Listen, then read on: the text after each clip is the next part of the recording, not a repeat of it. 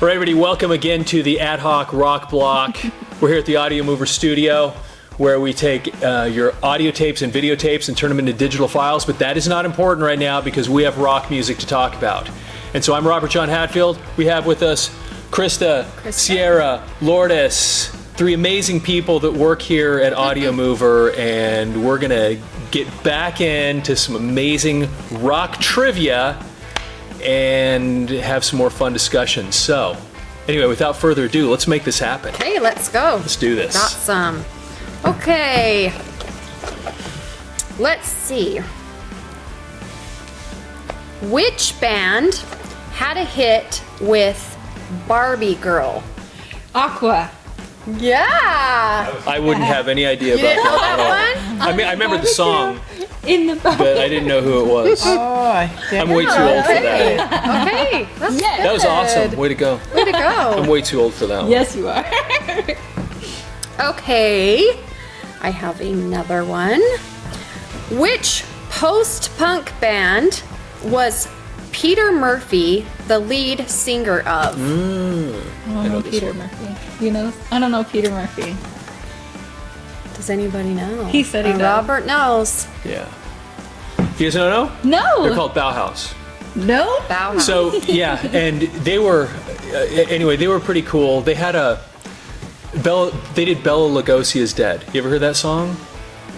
How's it go? Okay, so it's hard to, you got to listen to it because it's this really trippy song, but, and it was a really cool song. So it was one of those things that all the goth girls in high school would dance to. Oh, really? Okay.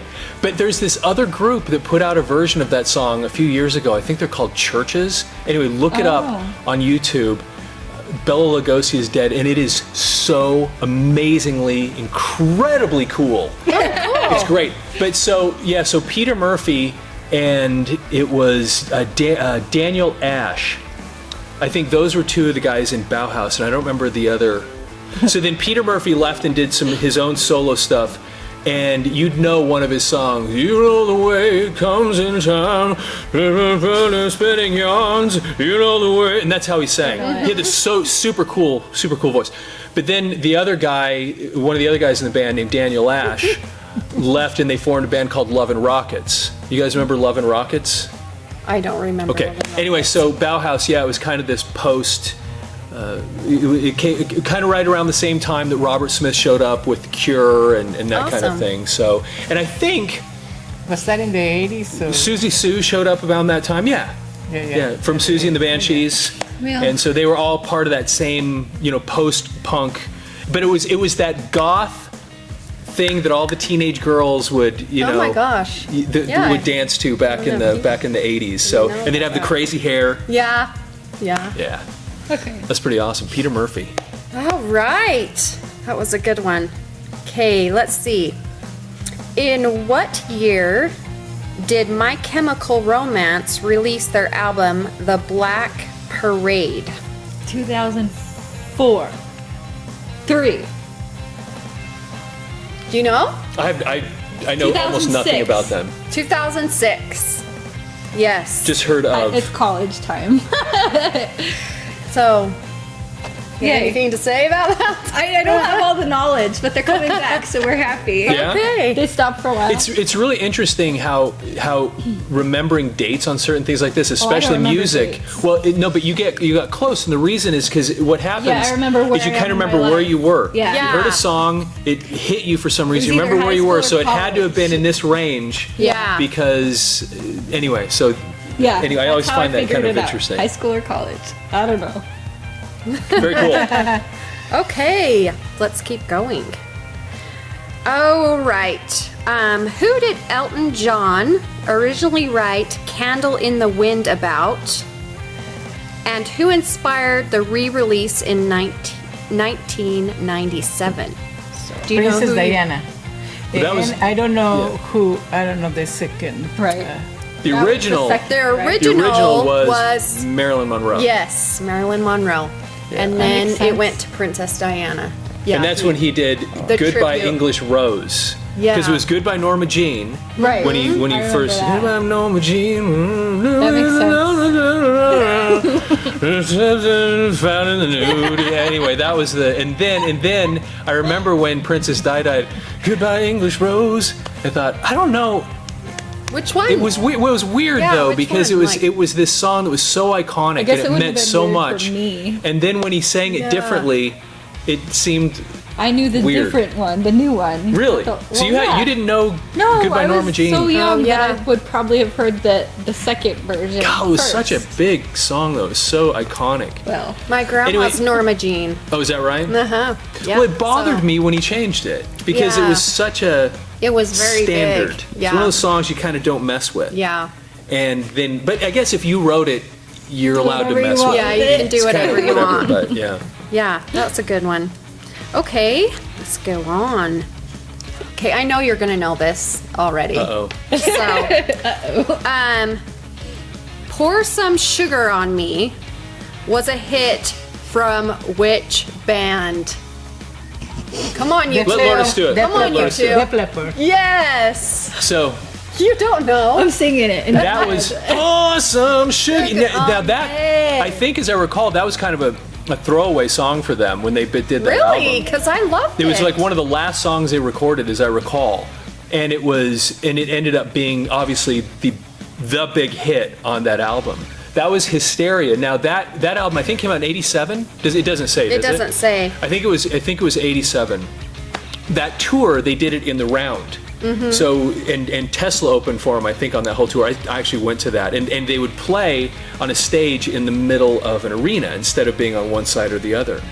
That was their biggest album.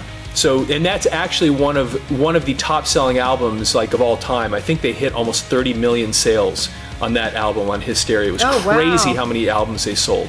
Where Pyromania, which is the one that was a few years before that, was a huge album. I mean, big hits. You know the song Unter Lieben, Glauben, Globen? Yeah, That was yeah. off of Pyromania. Yeah. And so Pyromania, there's a couple of interesting things about. So Pyromania was the first time they had this new guitarist that often gets confused with another super famous person. And do you know who it was?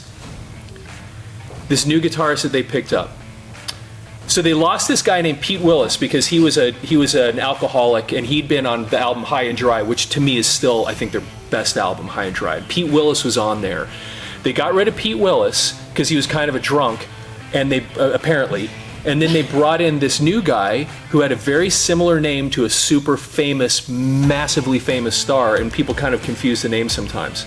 And his name was Phil Collin. Phil Collins. So he Phil was the Collins, yeah. okay. So he was the new guitarist that replaced Pete Willis. They put out Pyromania. Now so there was something though very, very amazing about Hysteria, the album that we're talking about, that revolutionized drumming. And do you know what it was that happened? We do not. I do know. He was driving with his girlfriend, and then this guy kept like not letting him, go around, I guess, and get ahead. And so he tried to do that, and then the guy somehow make him get into an accident, and Oh, and really? he woke up and his arm was gone. He lost his arm. Oh, he lost his Yeah. arm. Yeah, So and this they, is- and they He's a tried one-armed drummer. to reattach Oh. it, but it didn't work. It didn't work, and so he had to relearn how to play the drums And he did with it. only one arm and his two legs. Yeah, now think about this. You're exactly right. That's And his name is hard. Rick Allen. And at the time, I think he was 21 years old. So when Def Leppard wow. hit, Rick Allen, I think, was 16. I mean, think about that. He becomes He was this the drummer. international, yes, he Wow, was 16 years at old. 16. So a couple years later, they put out Pyromania. So the kid's like 18 or 19 years old, and he's one of the, part of one of the biggest bands in the world, because Yeah. Pyromania was huge. So then, a couple years later, that you're exactly right. He was driving down some country road in England, and the car rolled, Oh, wow. and it severed his left arm. They reattached it. It didn't work. And the whole time he was in bed, it's a crazy story because if you listen to him tell it, I actually have a video on YouTube about this too. When you hear him tell the story, he was laying in bed, in the hospital bed, and he says that he'd be hitting his feet against the bottom of the bed, Oh. doing rhythms, and he was basically figuring out how he could play all the he could different do it? drum parts without this arm. That's Oh my amazing. goodness. So- About it, right? So That's such a then great he worked with a drum story. company, and I think I know who it is, but I don't want to say. But they created what was in essence an electronic kit, and this is why it was so revolutionary. Because here's a guy playing a drum kit, missing his left arm, which is usually your snare drum. I mean, your beat right there. Right. This is your 2 and your 4, and so. I can't do it. So he's playing the hi-hat, cymbals and this, but then he's playing the kick or the snare. I think he's doing it with his left foot. So anyway, so if you see him in concert, he just has, he always wears his T-shirt with no arm over Yeah. here, and you see it tied up, and he plays, and he's been doing it ever since. It's amazing. But part of the interesting thing about this story that was kind of inspiring is Rick Allen. Here he was at the age of whatever it was, 21, and he says that he called his mom, and he said that it was a blessing because it created this new challenge for him. That's a good way to think about it. Because he said it, in a way things had become almost boring, and I'm thinking, can Wow. you be that age? But he's so Yeah. big that and he says, and it created this whole new thing. And so the band, part of the reason that it took so long to get that second album out, they were actually they he didn't had to want learn how to do it. they didn't want to kick him out. Yeah. And so they waited. Well, they one thing that I saw in the interview with, the singer, what's his name?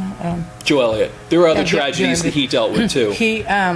He said that they left it up to him. Like I think it was so cool that they gave him a chance to Yeah, that is cool. to be able to either say, well, okay, I'm gonna quit because I don't think I can do it anymore, but he figured out a way to do it. So, and when they went back, it was like people were so amazed. It was their biggest album they ever put out, and and what was so incredible about this is it took so long for them to put it out. The record company thought people aren't going to remember who you guys are, and they spent years recording this album. I think they spent something like $2 million recording it, and they're thinking, how are we ever going to recoup the money that we spent putting this album out? And then they ended up selling something that was between 20 and 30 million copies, and so they went into it in debt thinking, how are we ever, and then they just blew it out of the water. That's And then they amazing became this story. epic, massive, anyway. That's a cool story. Yeah, it's an awesome story. Wow. So, Okay, guys. Chad Kroeger is the lead singer of which Canadian rock band? Chad Kroeger. Nickelback. Yep. Was it, see, I don't even know that. I know Nickelback. It's got the cool hair. Nickelback. Moving on. Are you a Nickelback fan? No. Oh, okay. You don't like Nickelback. They They're have some huge. good songs. Yeah, they had some Yeah, I decent know. stuff. They're I was popular. never a big fan. I think he has doesn't he have a song with Santana? I No, think. that's Rob. What's his name? No crap. No, hang on. Rob. Oh Thomas. my gosh, Rob Rob Thomas. Thomas. Rob Thomas. No, Rob Thomas does, but I think he has. You think Chad he has Kroeger does one too? Yeah, I think he has one. Oh, how did that song go? Smooth. A song that talks about angels or something. So smooth. Give me a high, make it real. Low risk, forget about it. That was Yeah. the Rob Thomas one with Santana. Okay, Well, I don't know okay, the yeah. Chad I Kroeger remember and that. Santana one. Yep. Okay, who founded and fronted the English rock band I can't say this word. I know Motorhead. He's like, I know. Founded and fronted the English rock band. So if you go to Wax Trax Records in Denver, Colorado, on the side of the building, somebody has painted a mural of this person's face, and it is one of the coolest things you will ever Wax see. Trax? Wax Trax in Denver, Colorado. So It's on, go there I and think, you'll know 13th the Street. answer. You've got to see. Yeah, go there and you'll find out. No, do you guys know who it is? No. Because you've probably heard of him Yeah, I before. don't He know just who it died a is. few years ago. I've heard of him, but And he was in. Did you ever see the movie Airheads? Yeah. Okay, he was in that movie, and they referenced him, and there was a joke about it too, because what they said is, it was a joke about God and this other person, and they said, well, no, this other person is God. Ooh. And that's. Woohoo. But anyway, he is this iconic dude. Still don't know who he is. Okay, Lemmy. well, yeah. His name's Lemmy. Lemmy? Yeah. Lemmy Kilmeister is actually Wow, his that's a full name. name. And I don't know he's oh my gosh, he is one of those dudes that's he is just living, breathing rock and roll. When you see him, he looks disgusting. Just his hair, and he just looks greasy, and he's awesome.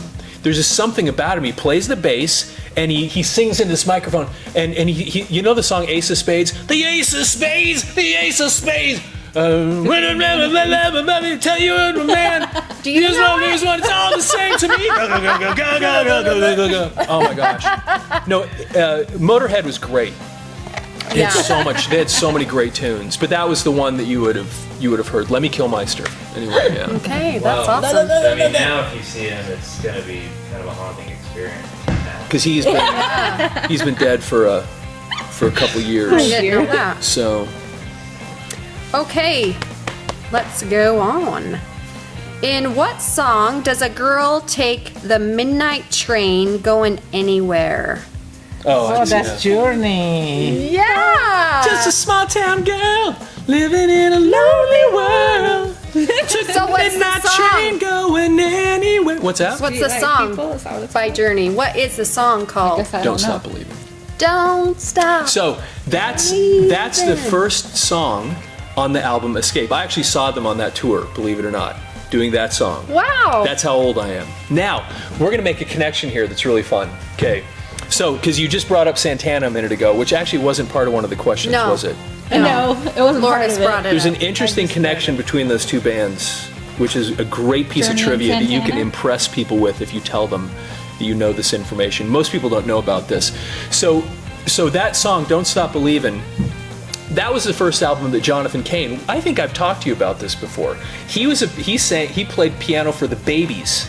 Oh yeah, the babies. Jonathan Cain. Forget The the Jonathan Cain played with them. Yeah. And he had written a little ditty on the Ditty? piano that was this cool little tune, and the singer for the Babies didn't like it, so he didn't pursue it with that band. But when he joined Journey, Steve Perry, who had recently become the full-time lead singer because Greg Raleigh had left on the album before, who was the piano player, was replaced by Jonathan Cain, and Jonathan Cain's sitting here playing this little thing, and Steve Perry hears it and goes, "What is that?" Steve Perry's the singer of Journey.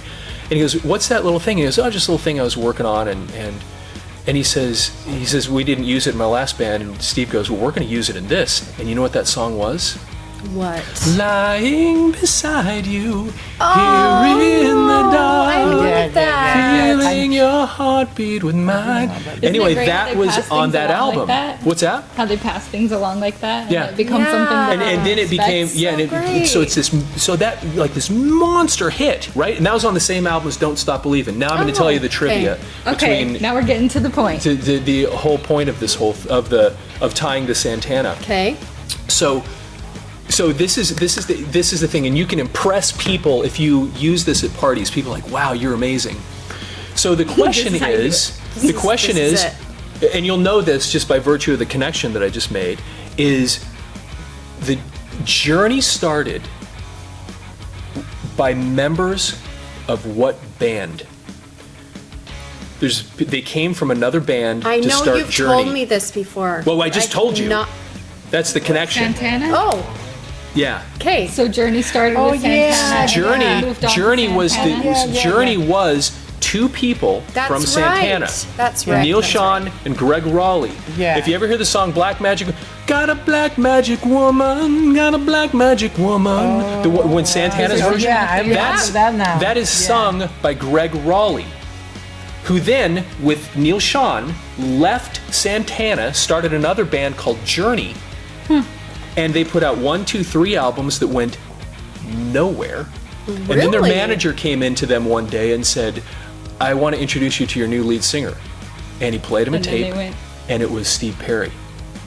And Greg Raleigh did not like that very much because he was the voice and the front man. Oh, yeah, I And so bet after not. about 3 albums, Greg Raleigh, you see interviews with him today, and he's like, it seems like the dumbest thing you could have ever done. You're on the band that's taken off, and he just didn't want to be, somebody else to front it. So he split. Jonathan Cain came in. But anyway, so Journey is a spin-off band from Santana, Wow, and most wow. people would never And then they realize took off that. from there. And then Journey They were obviously really young just when- got bigger and bigger. Yeah, like so Neil Sean was another one of those. I think when Santana picked him up, I think he was 16 or 17 years old, just a kid. very young. Great guitar player. I mean, he's as good as you get. So how long have we been doing this? That's awesome. I don't know. So we should probably Start wrap another that one? up because that Okay. was a good note to end on, right? Okay, yeah, that's so we can good. get moving. But anyway, this is super fun stuff. Here we are at the Audio Mover Studio, audiomover.com, where we take your old audio and videotapes and turn them into digital files. Send them on over to us. We're in St. George, Utah. We do work for people all over the country. We've had how many hundreds of cities and every single state. I mean, Gosh, it's crazy how it's many been crazy. how many organizations and people we've worked with. What's that? We're international, man. Yeah, actually, we get stuff from literally all over the world. But the United States, wherever you are, send them to us, and we'd love to help get your stuff converted to digital for a permanent record. Anyway, we'll see you again real soon. Bye.